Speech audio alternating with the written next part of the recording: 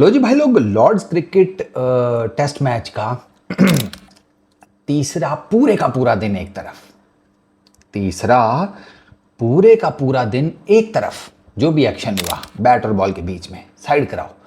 आखिरी दिन के 5 से 7 मिनट वो एक तरफ। उन 5 से 7 मिनट्स में या मोटा मोटा 10 मिनट कर लो, जसप्रीत बुमराह ने एक ही ओवर फेंका है, टाइम ही खत्म हो गया था। तो उस एक ओवर में ना ऐसा मैं कहता हूँ जिसे कहते हैं ड्रामा हुआ है ना, ऐसी कोई महाभारत चली है कि आपकी सोच है।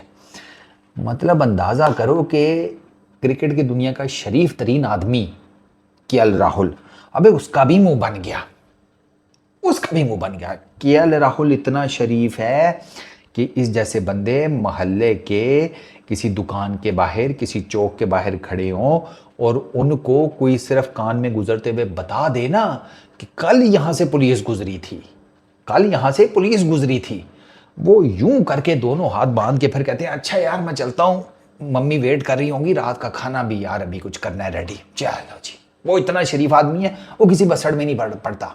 अबे वो तक सीधा हो गया।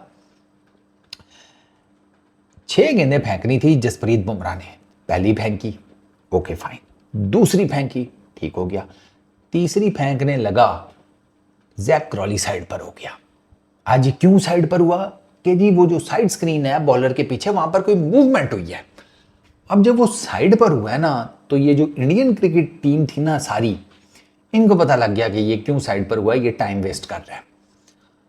बुमराह ने तो बेचारे ने सिर्फ हल्की सी स्माइल ही दी, ठीक है, लेकिन जो स्लिप स्क्वाडन था ना टीम इंडिया का, वो गया तब इमीडिएटली। करुण नायर तक जैसे बंदे का चेहरा क्या हो रहा है, एक इधर बैटिंग नहीं चल रही, ऊपर से ये तमाशा अलग से।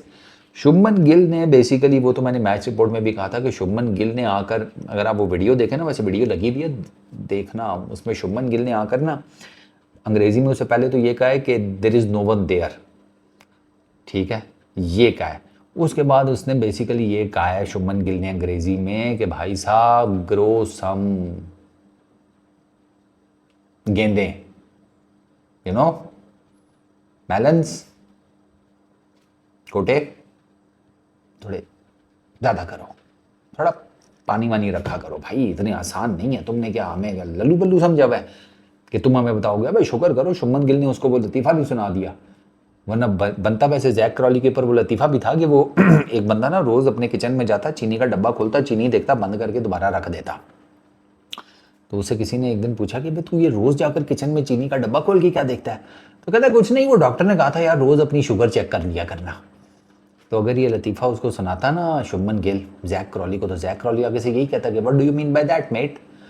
तो शुभमन गिल उसको ये कहता कि भाई ग्रोसरी वाले, इसका मतलब ये है कि साइड स्क्रीन के सामने कोई चीज़ भी होनी चाहिए, तो तू साइड पर हो तो समझ भी आए, वहाँ पर कोई मूवमेंट है कोई नहीं। ठीक है, हमारा प्रीमियम बॉलर है 6, उसने गेंदें फेंकनी है, तुम्हारे जितने स्पेक्टेटर्स हैं वो फेविकॉल लगाकर अपनी सीटों के साथ जुड़े हुए हैं, कोई मूव तक नहीं कर रहा कि जिंक्स ना हो जाए, हैं हमारी ना नज़र लग जाए, बदकिस्मती हमारी वजह से ना हो जाए। तो वो तो करवट क्या, वो टांग का बाल नहीं कोई हिला रहे, ठीक।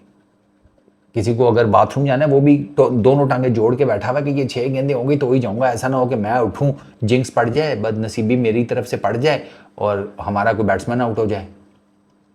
तेरे तो ऑडियंस में ये सूरत हाल चल रही है, लोग फ़ोन नहीं उठा रहे, किसी की गर्लफ्रेंड कॉल कर रही है कहाँ बैठे हो, किसी की बीवी कॉल कर रही है, वो फ़ोन तक नहीं उठा रहे, तू कह रहा है कि साइड स्क्रीन के सामने कोई मूवमेंट हो रही है। और मज़ेदार बात है कि ये भी तो देख ही रहे हैं कि कौन सी मूवमेंट हो रही है, ये भी तो पीछे ही खड़े हैं तेरे। ये इनको कौन सा कि तू जहाँ पे खड़ा है वहाँ से साइड स्क्रीन सही नज़र आ रही है, और ये थोड़ा चूंकि पीछे करके खड़े हैं तो नहीं, तुम लोग दूर खड़े हो, तुम्हें कहाँ से पता लगेगा? दूर क्या, वो क्या दूसरे मुल्क में खड़े हैं, उनको भी साफ नज़र आ रहा है, साइड स्क्रीन के सामने कोई नहीं। टैक्टिक्स, ये दोनों साइड्स की टैक्टिक्स हैं। क्रॉली ने बेसिकली ये टैक्टिक्स ये यूज किया, वो जसप्रीत बुमराह की कंसंट्रेशन तोड़ना चाहता था, सिंपल इज दैट। और वो क्यों साइड पर होगा? वो सिर्फ इस वजह से साइड पर हुआ कि बुमराह की कंसंट्रेशन तोड़ूं, इनको मैं जरा थोड़ा सा ना जरा वो हटाऊं इनकी तवज्जो प्रॉपर बॉल से और ऑल दैट स्टफ ना। लाइन वो एक ही लाइन में करेगा तो 6 गेंदें एकदम से साथ इसकी खेलनी, there is every possible chance कि मुश्किल हो जाए। जैसे वो लास्ट जो बॉल थी वो बच गया उसके ऊपर, वो कराली बॉल बिल्कुल उसके बैट के साथ से गुजर गई, एज नहीं निकला उसका, बच गया। तो वो यही चक्कर था उसका, वो बेसिकली बुमराह की कंसंट्रेशन तोड़ने के चक्करों में था, इस वजह से उसने ये स्टंट खेला। शुभमन गिल उसके साथ सीधा हो गया, ठीक है। अच्छा, उसके बाद फिर 2 गेंदों बाद वो उसने बुमराह की बॉल को टुक किया, तो वो गेंद कहीं उसके स्प्लाइस कहीं ग्लव के कहीं आसपास लगी, वो ना ग्लव उतार दिया, उसने फिजियो को कॉल कर ली। अब जब उसने फिजियो को कॉल की तो जितनी टीम मीडिया वो तालियां बजाना शुरू हो गई कि भाई साहब लियोनार्डो डिकैप्रियो तो तेरे छांट भी नहीं है भाई, तू कहाँ, तू एक्टर, तू ऑस्कर तो तुझे मिलने चाहिए सारे, जो तूने इस लेवल पे, वो इस लेवल पे उसकी तारीफ कर रहे थे कि भाई तू तू छा गया, तू छा गया, तूने ऐसी एक्टिंग किया। वो फिजियो आ गया, वो शुभमन गिल उसका मजाक उड़ा रहा है, ठीक है, इसका सब्सिट्यूट भेज दो, रिप्लेसमेंट कर दो, एम्बुलेंस बुला लो। वो बेन डकेट बेचारा बीच में पड़ा, तो शुभमन गिल उसके भी सीने पे चढ़ गया कि हाँ भाई इसका यही गलत कर रहा है, इसमें हमारा क्या कसूर है। और बेन डकेट बेचारे के साथ तो ज्यादती हुई है यार, उसके सबसे ज़्यादा ज्यादती उसके साथ हुई है। पूछो कैसे। ये सारा कांड मांड जब हो गया ना, जब अब ये शुभमन गिल जब जैक क्रॉली और बेन डकेट के साथ लगा हुआ था, तो साथ ही उसके केएल राहुल खड़ा था। मेरी तो सही फटी केएल राहुल को देखकर थी कि मैं यार ये देखो, मैं कहा कि इतना प्रेशर है, इतनी टेंस सिचुएशन है कि ये शरीफ आदमी केएल राहुल, इसका पूरा नाम ना केएल राहुल शरीफ होना चाहिए था, पता नहीं ये क्यों बहुत ही लंबा नाम हो जाता, चलो वो भी समझ में आती है, लेकिन केएल शरीफ कर देते। ये इतना शरीफ आदमी है, वो उस तक के ना तेवर बदले हुए थे केएल राहुल के। मुझे ऐसा लग रहा था जैसे वो ना अपने दिमाग में ना ये सोच रहा है कि अगर मैं इसको विकेट देकर इस मार के इसका सर खोल दूं, मेरे पे कितने मैच का बैन लगेगा, कि फिर उसको यार निकाल ही ना दें यार, नहीं ज़्यादा हो जाएगा, चलो कल देखते हैं, आज कल भी इसी तरह का कोई कांड किया तो मार दूंगा, देखा जाएगा, क्रिकेट तो बहुत ही खेल ली है, पैसे भी अच्छे कमा लिए हैं, कहीं और शिफ्ट हो जाऊंगा। वो इस तरह के उसके ना चेहरा पढ़ो ना तो उसके ऐसे ख्यालात लग रहे हैं, इसके दिमाग में ये चल रहा है। लेकिन जो सिराज ने बोला है ना, वो तो मैं भी डिसाइफर नहीं कर सका। सिराज ने कुछ बोला है, अब वो सिराज ही बता सकता है उसने क्या बोला है, क्योंकि सिराज जो है ना, वो जब बोलता है ना, तो वो सिराज को ही पता होता है वो क्या बोल रहा है, बाकी तो हम अंदाजे ही लगा सकते हैं कि मियाँ जी ने ये बोला होगा, मौके की और मैच की सूरत हाल के हिसाब से हम अंदाजे लगा सकते हैं। वो जैसे मेरा ख्याल है कि वो जब तालियां बजाकर जैक क्रॉली को कुछ कह रहा था, तो कह रहा होगा कि बस बस 1-2 गेंदें रह गई हैं, बस चला जाए घर, जाके खा ले चूरी जो मम्मी ने तेरी बनाई है, या वो जो सामने साइड स्क्रीन के तुझे अपनी परदादी की आत्मा नज़र आ रही है, उसे मेरी परदादी ने भेजा है कि तुझे किसी तरीके से जाकर बताएं कि कल तू मत खेलने आई, रिटायर्ड हट हो जाए, रिटायरमेंट ले ले, कुछ इस तरह कर ले। सिराज का तो इस तरह का मेरे जहन में ये चल रहा था। बट बेन डकेट के साथ ये हुआ कि लास्ट बॉल जैसी बीट हुआ ना जैक क्रॉली, जैक क्रॉली ने ना इधर देखा है ना उधर देखा है, उसने बल्ला दिया है अपने कच्छे के नीचे शोल्डर के बीच में, वो चला गया। और जैक क्रॉली का पीछे मैं चेहरा देख रहा, वो ना वो बेचारा अजीब सा डाउन उसका चेहरा कि यार ये देखो, मैं अभी इसके लिए इनको समझा रहा था इंडियन क्रिकेट टीम को कि रन्स भी नहीं हो पा रहे उससे इतने ज़्यादा, टीम में जगह को लेकर वैसी मीडिया चीखता रहता है। ठीक है, जैक क्रॉली की वो तो स्टोक्स भाई का फेवरेट है, पता नहीं उनको पानी वानी पिलाता रहता है, क्या चक्कर है, तो इस वजह से स्टोक्स भाई ने रखा हुआ है, तो तुम जाने दो यार इसको, क्या इसको इतने क्या ही इसके ऊपर चढ़ना, छोड़ो। तो वो जैक क्रॉली ने उसके साथ कोई बात भी नहीं की और वो चला गया, वो उसको पिछले स्टॉप पर ही छोड़ गया।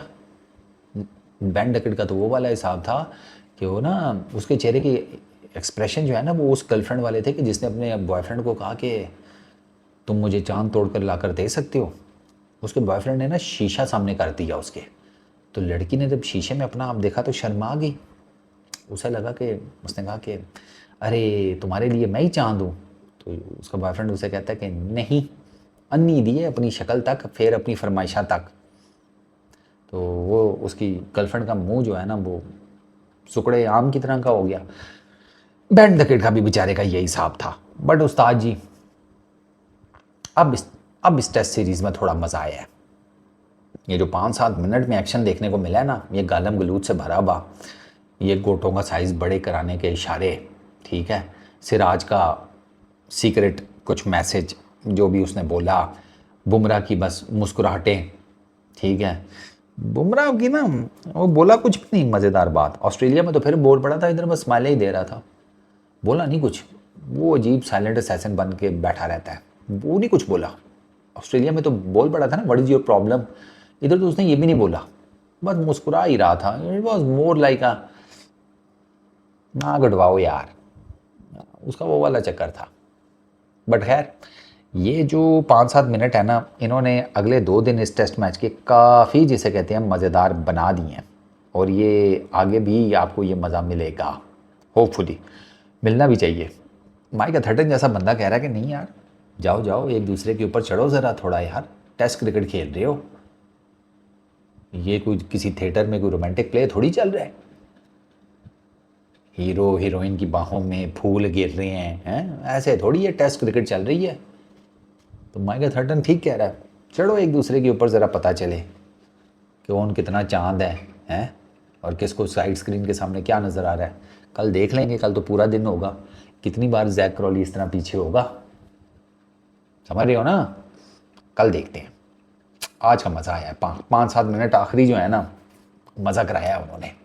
चलो इस वीडियो में इतना ही, अपना बहुत ख्याल रखना, नेक्स्ट वीडियो में मुलाकात होगी, पीस आउट।